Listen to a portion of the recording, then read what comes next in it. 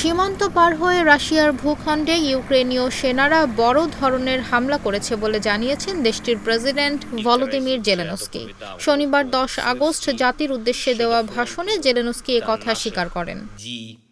2.5 বছরের যুদ্ধে গত মঙ্গলবার 6 আগস্ট সকালে প্রথমবারের মতো ইউক্রেনের সেনারা সীমান্ত পার হয়ে রাশিয়ার পশ্চিমের কুর্স্ক অঞ্চলে হামলা শুরু করে।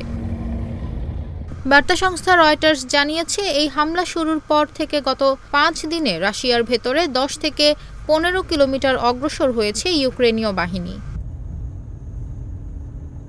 গত শুক্রবার 9 আগস্ট কুর্স্ক অঞ্চলে হামলা চালিয়ে রাশিয়ার একটি বিমান ঘাঁটির গুদামে রক্ষিত শত শত বোমা, অস্ত্র ও গোলাবারুদ ধ্বংস করেছে ইউক্রেনীয় বাহিনী।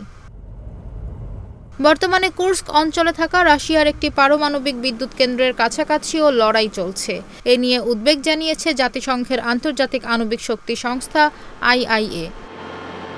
2022 সালের ফেব্রুয়ারিতে রাশিয়া ইউক্রেনে হামলা শুরু করার পর থেকে ইউক্রেন রাশিয়ায় একাধিক পাল্টা হামলা করলেও এবারের মতো ভেতরে ঢুকে কখনো হামলা করতে পারেনি।